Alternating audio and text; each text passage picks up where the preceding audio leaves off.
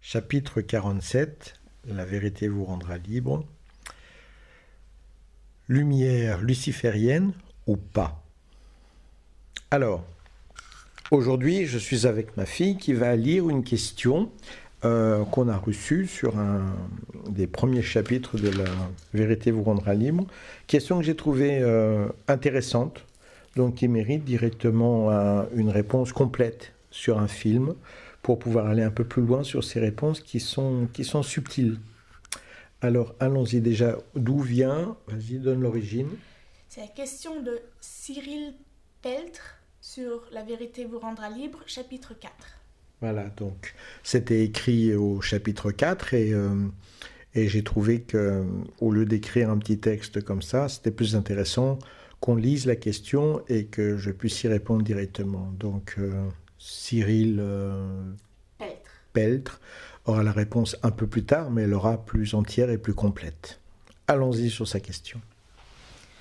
Ne pensez-vous pas qu'en se focalisant finalement plus sur la lumière et une certaine pureté corporelle énergétique subtile et sur leur travail spécifique que sur l'amour et la véritable humilité pureté du cœur, tel que je perçois synthétiquement l'enseignement d'Omram, nous risquons de devenir les agents souvent involontaires d'une volonté lumière luciférienne, qui n'est pas celle du Christ.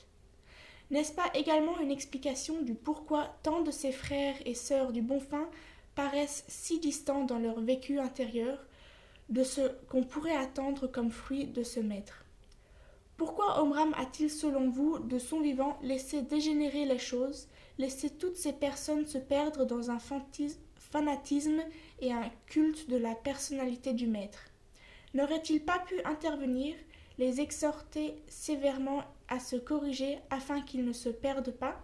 Pourquoi, selon vous, cette complaisance du maître avec cet état de fait? Ou alors ai-je mal compris? Alors, le waf-waf sur le côté, c'est un chien qui est avec nous et qui n'est pas content parce que quelqu'un passe dans l'escalier. Sur l'ensemble des choses, je pense que j'ai déjà pas mal répondu, par exemple dans le dernier chapitre. C'est-à-dire que, effectivement, d'être fanatique sur le salut fraternel, sur être habillé en blanc, sur ne pas dire ceci, ne pas dire tel mot, ne pas se comporter comme ça, on rentre dans un protocole qui est une règle du jeu dans lequel on aura toujours perdu, sauf si on n'est pas un fanatique du blanc, de la pureté, de la propreté, du salut, et ainsi de suite. Si tu veux, tu peux partir. Oh, je... Ok. Je parlais à ma fille, pas à vous. Vous restez. Donc, c'est un petit peu comme si je crée des règles dans une maison, des règles très particulières. Il faut poser ses chaussures comme ça, il faut poser son manteau comme ça, il faut dire bonjour de telle façon, il faut toujours toucher la fenêtre avec tel doigt et pas avec tel doigt, il faut ouvrir la porte toujours de la main gauche avec ceci. Il faut donc créer une montagne de protocoles sous prétexte de pureté. Et par toute cette montagne de protocoles qu'ils ont créés au bon fin, ben effectivement, on va être obsédé par la forme et en aucune façon par l'essence même, par ce que vous avez cité, c'est-à-dire travail d'humilité et de cœur. Moi, je me souviens qu'une fois, j'étais permanent au bon fin, comme j'ai souvent été. J'étais avec Alain Bourgeois, qui était responsable de l'agriculture à ce moment-là, et le pauvre travaillait 12 heures par jour. Il était débordé de travail. Et j'étais le seul lié à l'agriculture aussi. Donc, comme je suis fraternel, de cœur ouvert, j'allais pas faire mes 6 heures que je devais faire. Je faisais 12 heures avec Alain, parce qu'il faisait 12 heures et qu'il était épuisé, et c'était hors de question que je le laisse faire tout le travail et moi être seul. Et la plupart du temps, j'avais même pas le temps d'aller aux conférences parce que je travaillais trop. Et un jour, j'entends la sonnerie, j'ai un peu plus de temps.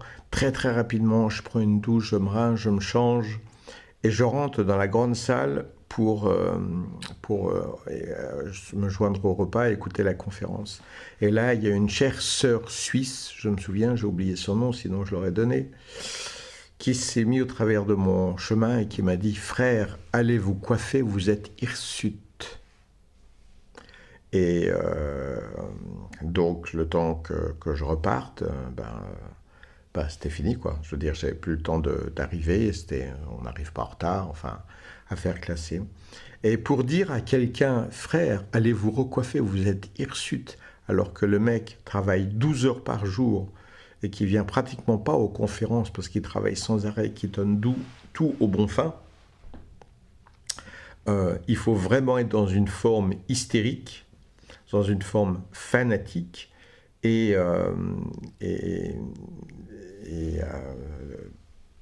ne plus avoir aucun rapport avec la réalité.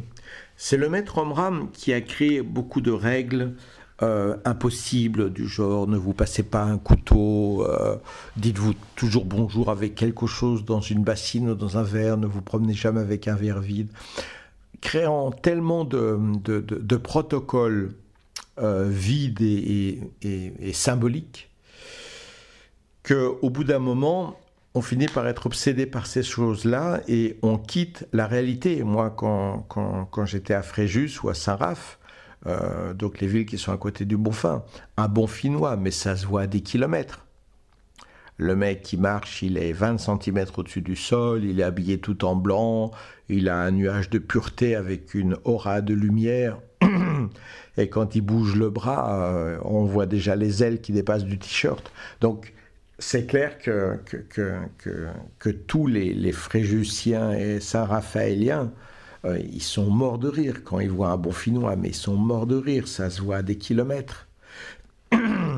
Et il y a toute cette frime qui va se développer. Oh oui, moi, cela fait 30 ans. Je raconte souvent cette histoire où je dis, j'avais rencontré un frère qui me dit alors, oui, comme s'il était déjà asthmatique, il n'arrive pas à bien parler. Ah oui, alors, cela fait combien de temps que vous pratiquez avec le maître, hein, n'est-ce pas? Combien de temps alors, je lui ai dit, ça doit faire à ce temps-là, je ne sais plus, 2 ans et demi, j'ai oublié, disons 2 ans ou 3 ans. Et il me dit, ah oui, 2 ans, 3 ans, ah oui, c'est formidable. Moi, ah oui, cela fait plus de 30 ans que je suis avec le maître. Ah oui, plus de 30 ans, n'est-ce pas? Ah oui. Déjà, on se demande si son cerveau fonctionne bien, parce qu'il a besoin de dire, ah oui, je ne sais pas combien de fois. Et je lui ai tapé sur l'épaule, et puis je lui ai dit, oui, il y a des gens qui apprennent beaucoup plus vite que d'autres, hein, c'est pas grave, je vous en veux pas. Et je suis reparti, il était outré, totalement outré. Parce qu'il y a ce cinéma de pureté qui peut, oui, absolument aller vers ce qu'on pourrait appeler la lumière luciférienne, c'est-à-dire on va créer des critères tellement hors de la réalité, dans un protocole tellement figé que ça devient obsédé. Moi, j'ai vu une fois des adolescents du Bonfim, et je vous jure, les adolescents du Bonfim, ils sont adorables. Parce qu'ils sont quand même dans une ambiance de propreté, il n'y a pas de la drogue de partout, les gens ne fument pas, ils boivent pas de l'alcool, enfin bon, ils sont quand même dans une ambiance, ils sont avec des parents qui croient vraiment au truc, donc les ados en général du Bonfim, ils sont adorables, ils sont vraiment mignons, quoi. Et un jour, ils avaient passé une soirée à se raconter des histoires, à jouer, à chahuter dans une caravane.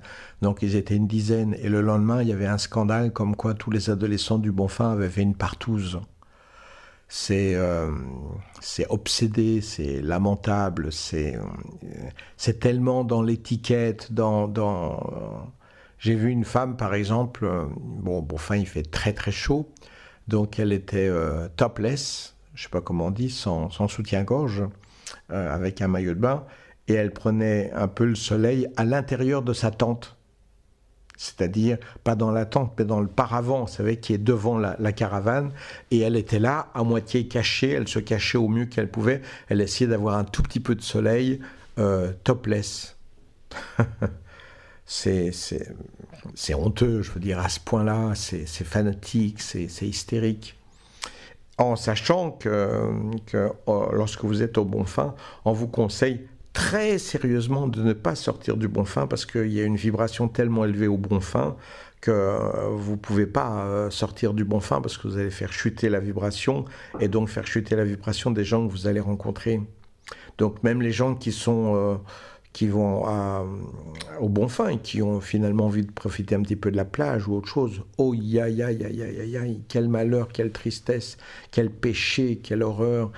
Et toutes ces choses-là, ça amène à une telle frustration que ça amène aussi une espèce d'obsession.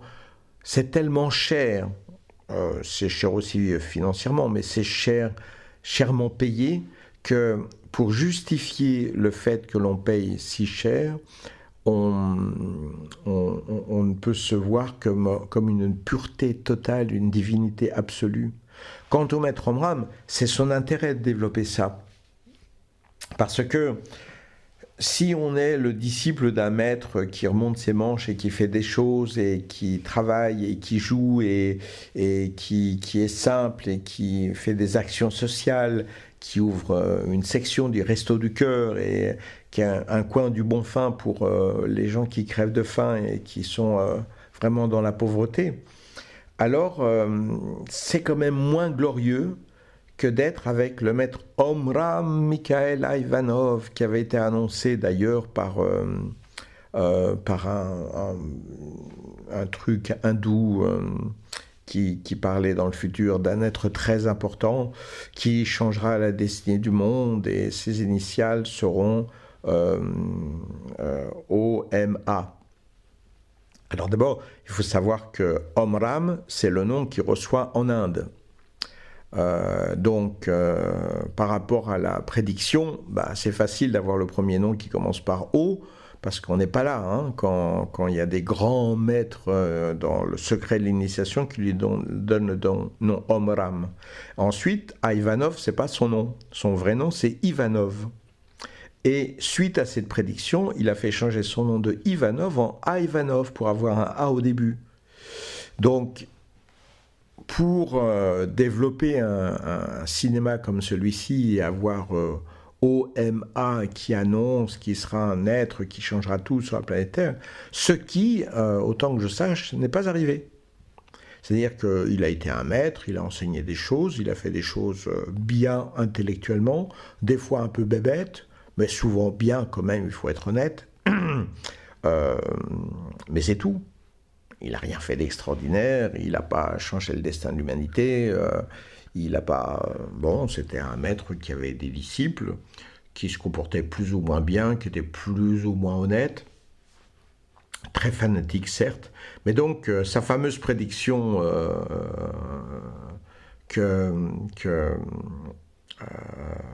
il serait un être qui changerait tout, c'est du pipeau total, parce que c'est pas ce qui est arrivé. Il a aussi fait une prédiction quand, maintenant j'ai oublié l'année, 1989 ou 1992 ou 96, 97, j'ai oublié, ce serait la fin du monde et il y aurait des raz-de-marée et la mer arriverait à la limite du Bonfim.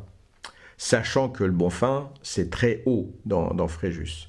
J'ai souvent été travailler en vélo et croyez bien, pour remonter, je ne voulais jamais poser le pied par terre par sport, mais croyez bien que c'est une côte très très sévère. Donc pour que la mer arrive déjà au port du Bonfim, il fallait qu'il y ait une sacrée vague qui monte de Fréjus, vous voyez. Et évidemment, la prédiction, elle se fait à un âge où mathématiquement, fort probablement, Maître Omram est déjà mort. Parce qu'il aurait eu 89 ans, ou 92 ans, ou 97 ans. Donc, il ne prend pas de gros risques. Et moi, j'ai connu plein de bons Finnois qui ont entendu ces dates-là. Et puis voilà, il n'est rien arrivé.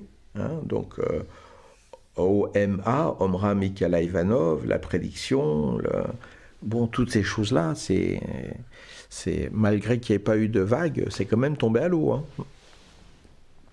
Et il faut bien comprendre qu'il y a un certain chantage. C'est-à-dire que quand moi je connaissais Omram, il rigolait quand même de beaucoup de choses comme ça. Il rigolait. Mais en même temps, il n'agissait pas devant tout le monde en disant « arrêtez votre cinéma ». il encourageait ce cinéma parce que ce cinéma faisait de lui un grand maître. Et un grand maître a de grands honneurs, a de grands cadeaux, une grande maison, des grands centres. Il y a quand même des centres dans les Pyrénées, à Fréjus, à Paris, en Suisse, en Italie, autant que je sache. Je ne les connais pas tous, mais il y a aussi un centre au Canada. Il y en a de partout. Il y en a de partout, et partout, il avait une place de prince, de grand maître. Donc, casser le cinéma du maître et être dans la simplicité et l'humilité, eh ben, c'est vrai que quand on prend l'histoire de Jésus, Jésus, il ne vivait pas dans des grands châteaux, dans des grands centres. Hein. Il marchait avec ses disciples, il n'avait pas toujours à manger, et il était loin d'être adoré par tous. Donc, Omram, il avait bien compris le protocole d'encourager les disciples à être des disciples exceptionnels pour être les disciples d'un maître exceptionnel. Et étant un maître exceptionnel, ben, il est surtout exceptionnel et il aura surtout un traitement exceptionnel. Donc ça, c'est clair. Anaëlle, oui. Est-ce que tu peux relire la question pour voir si j'ai pas oublié? Je suis désolé, je me répète, mais juste...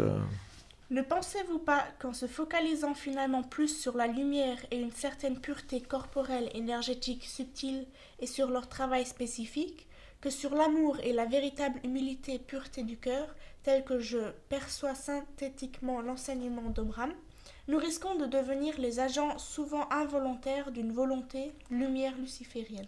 Donc ça, je crois que j'ai largement répondu et que je suis obligé très souvent d'accréditer pour la plupart des choses. Qui n'est pas celle du Christ. N'est-ce pas également une explication du pourquoi tant de ces frères et sœurs du bon fin paraissent si distants dans leur vécu intérieur de ce qu'on pourrait attendre comme fruit de ce maître? Pourquoi Omram a-t-il, selon vous, de son vivant, laissé dégénérer les choses, laissant toutes ces personnes se perdre dans un fanatisme et un culte de la personnalité du maître? Ce qui est tout à fait vrai, parce que il est très, très, très, très, très rare de rencontrer quelqu'un de la fraternité qui a vécu quelque chose. Moi, j'ai connu des gens qui ont commencé à développer certaines choses, on les a foutus à la porte, purement et simplement. Parce que la seule chose qui importait, c'était le maître a dit. Le maître a dit, le maître a dit. Les gens étaient très rares, ceux qui disaient simplement, en travaillant ceci, j'ai vu ceci, j'ai vécu cela, qui accrédite ou discrédite le travail de Maître Omram. Jamais. C'était simplement le maître a dit, le maître a dit, le maître a dit, à tel point où, comme j'ai déjà raconté, j'ai vu une sœur un jour qui, dans un centre, regardait une grande photo de Maître Omram, et puis elle s'est tournée vers moi, éblouie, elle m'a dit « il m'a souri ». Et moi j'ai dit « ah non, non, je vous assure, il n'a pas bougé ». Je veux dire, on n'était pas encore dans Harry Potter. Dans Harry Potter, les gens, ils bougent dans les photos. Mais là, non. Donc, je lui ai dit, non, non, je vous assure, il n'a pas bougé, il n'a pas souri, rien du tout. Elle m'a regardé vraiment d'un air de dire, t'es vraiment un abruti, toi, t'es un nouveau, ça se voit tout de suite. Et donc, c'est l'adoration du maître a dit, le maître a fait, le maître ceci, le maître cela. Et même lorsque Maître Omram n'était pas toujours à prendre avec des pincettes, il se mettait en colère pour pas grand-chose, et je l'ai vu dans des terribles colères, eh bien, c'était toujours une colère initiatique. C'était toujours pour enseigner à quelqu'un. Il n'y a pas un moment où on se disait, bon, bah, aujourd'hui, il a mal dormi, quoi. Il est mal vissé. Non, il y a toujours un sens initiatique, donc un sens de perfection. Et encore une fois, être le disciple d'un maître parfait, ça fait de nous des disciples parfaits, et un maître parfait que l'on doit traiter parfaitement. Le pouvoir absolu corrompt absolument, c'est clair. N'aurait-il pas pu intervenir, les exhorter sévèrement à se corriger, afin qu'ils ne se perdent pas?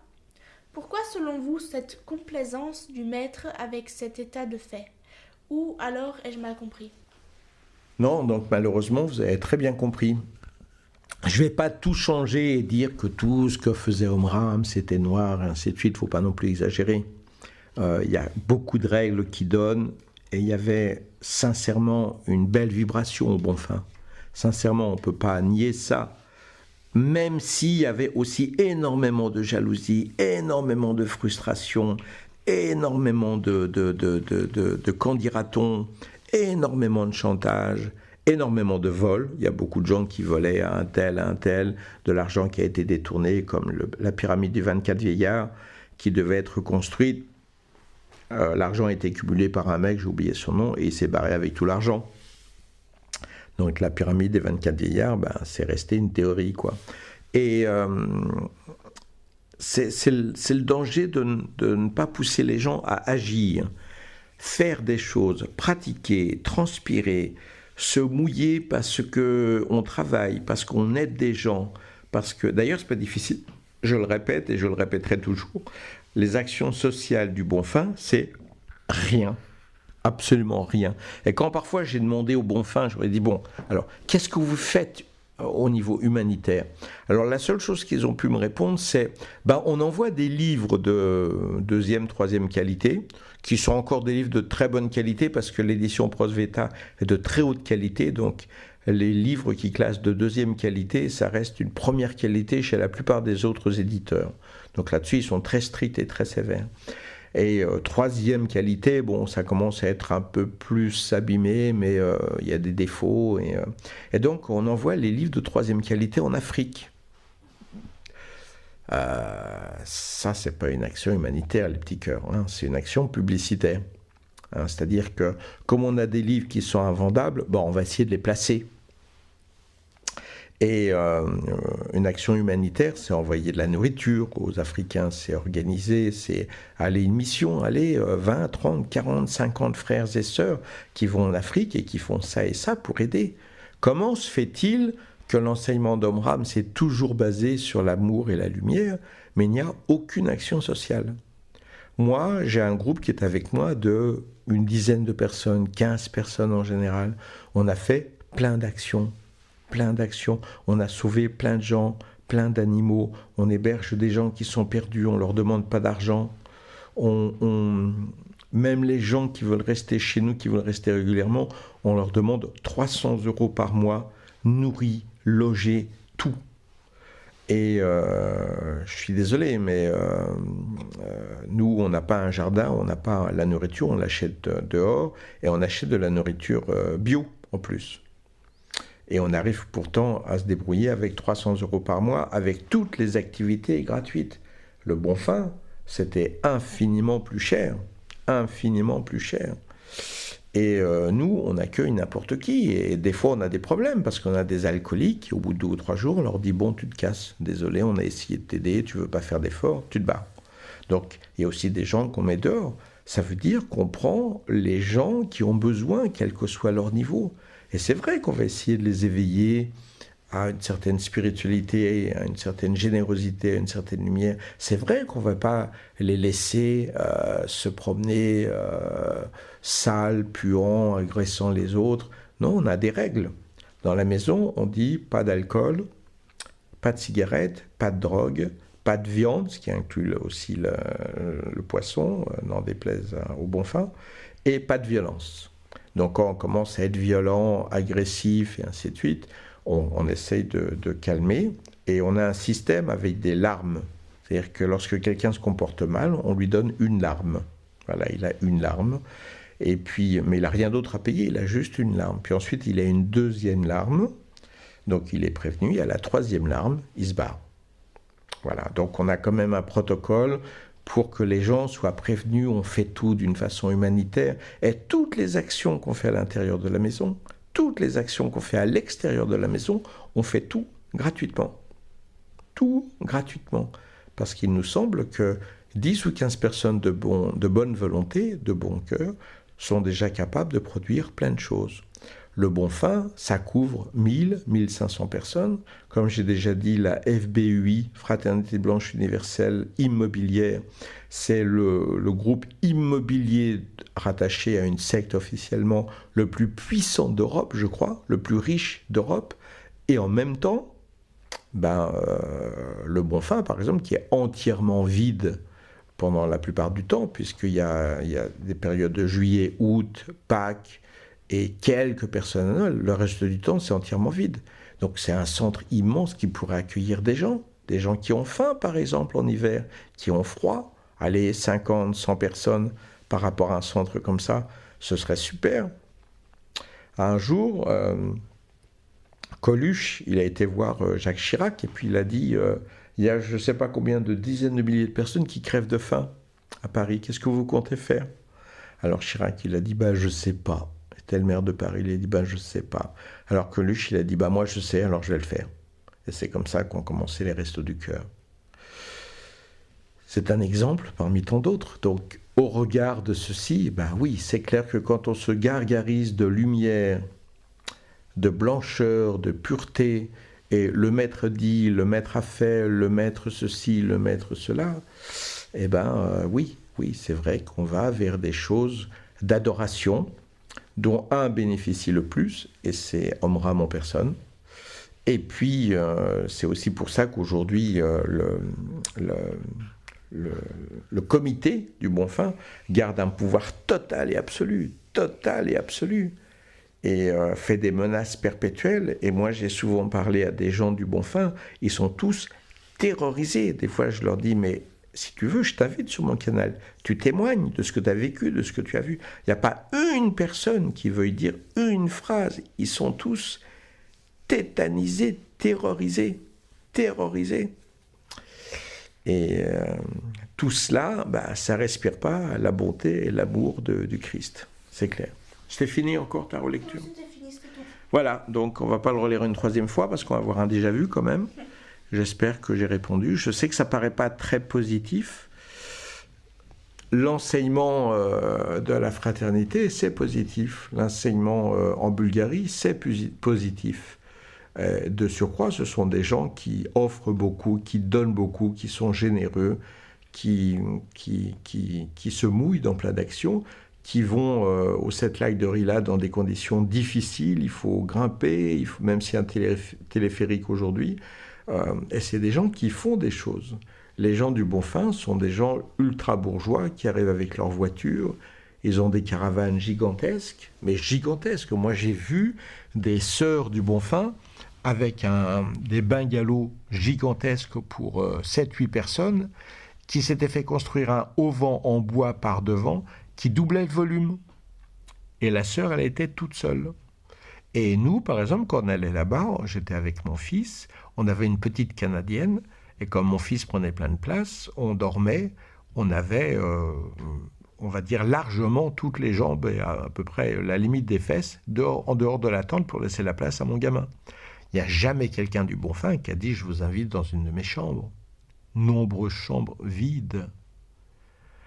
Et oui, et en cela, on peut vraiment parler de la lumière luciférienne, c'est clair. C'est une lumière qui est très belle, en apparence, mais qui va dans un chemin sans réalité, sans action, sans pouvoir, sans amour, et par-dessus tout, sans humilité. Ça, c'est clair.